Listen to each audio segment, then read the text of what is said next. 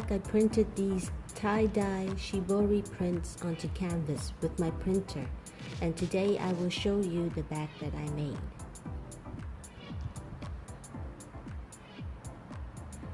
I'm going to share some tips first. The second half will be on how the bag is sewn together.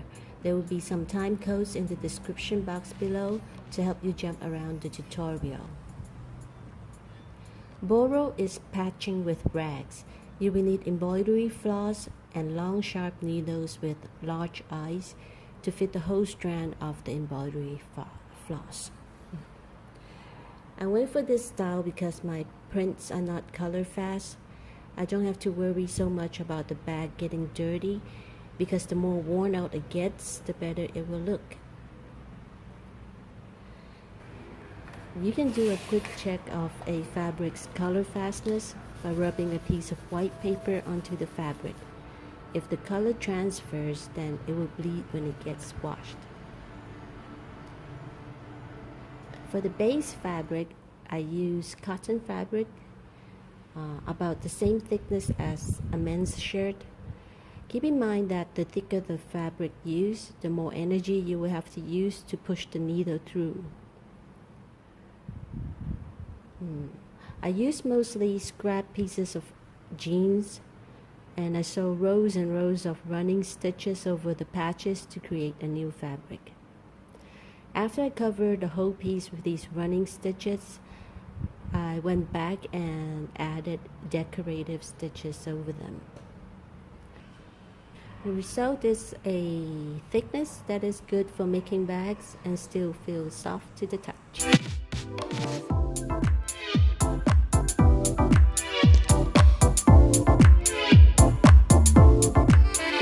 I'm making the bag as I go.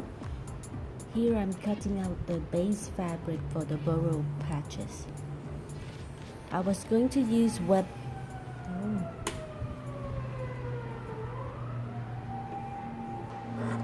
must be a fire. I was going to use webbing as the shoulder straps, so I cut the fabric to fit the bag's body. But it's easy to elongate the straps. I will show you how to do that a bit later.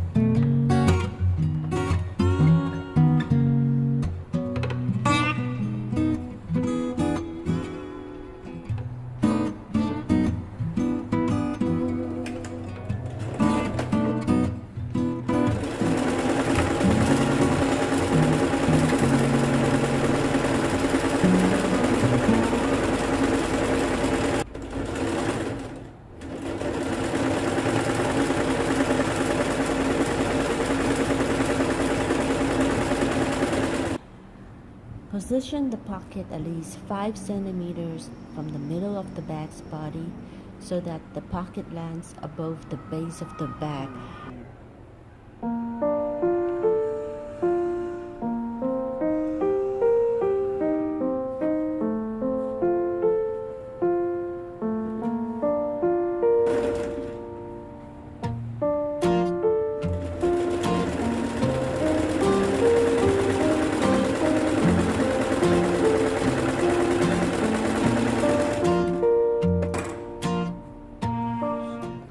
I notched the midpoints of the bag's body and the sides and sewed the short sides onto the base of the bag.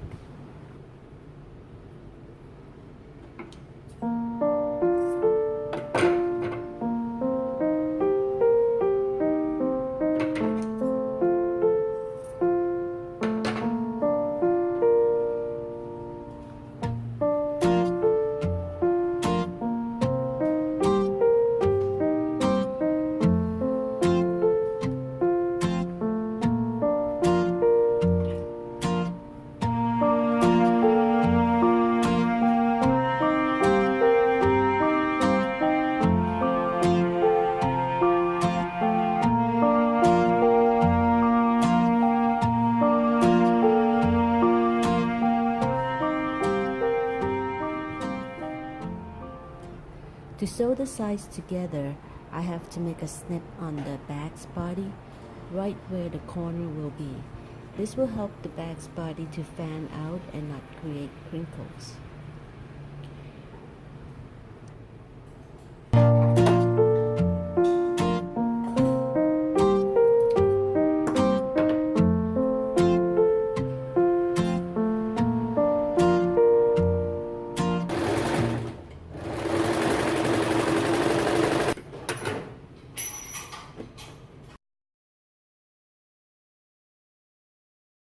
I think the bag would look better if the hose strap is in the same style, so I make one in the same width, except longer.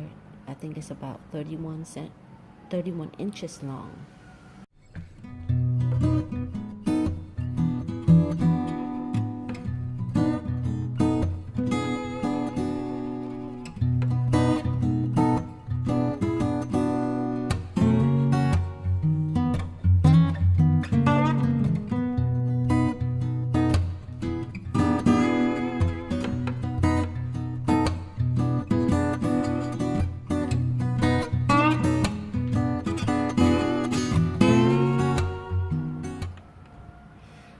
I have to line the straps, so this is how I figure out how long the lining will be.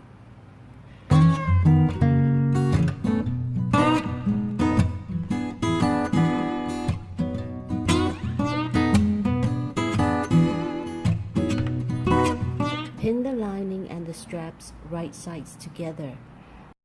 I leave about an inch unsewn at the ends. This part will be used to attach the bag's lining.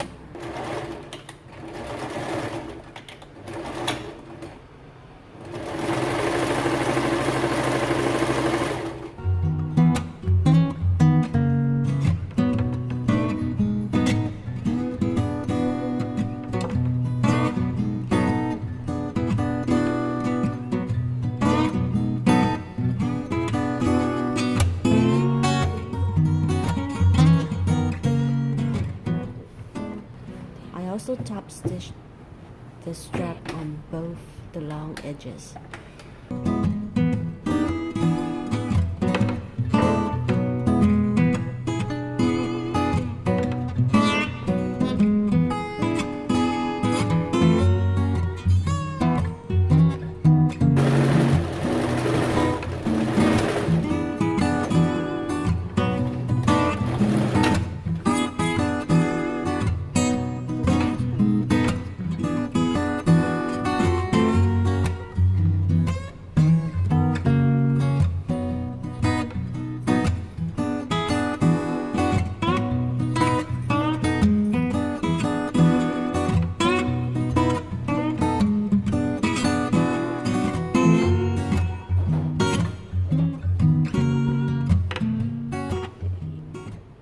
The sides are attached like the lining.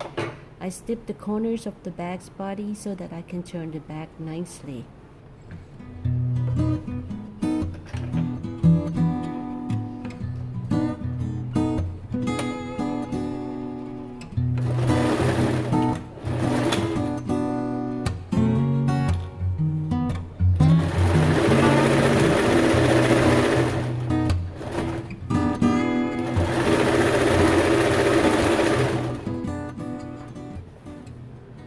Here I'm taking out some stitches on the lining of the straps so that I can sew the back side properly.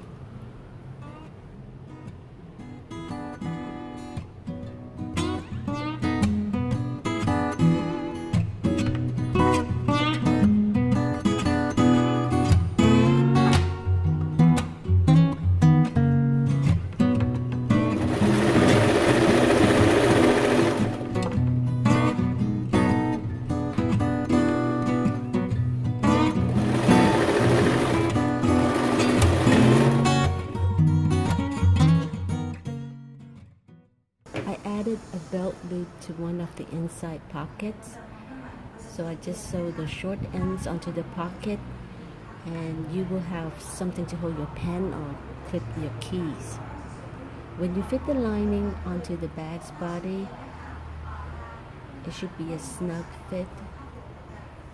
If it's not snugly fit, you will have to resew the sides to make it more fitted. Otherwise, the inside of the bag will look saggy. So this part takes a long time. There's a lot of folding and easing the lining before sewing it in place.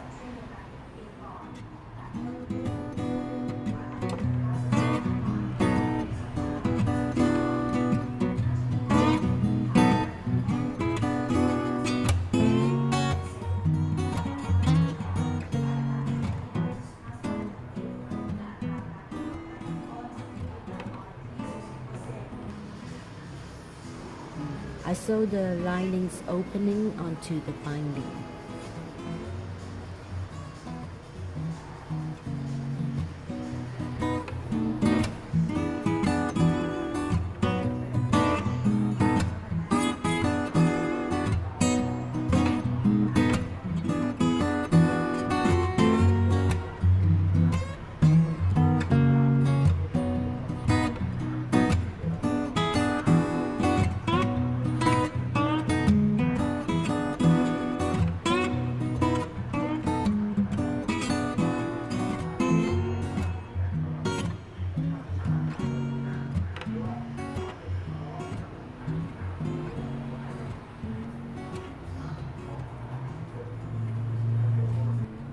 So this is how I make my borrow bag.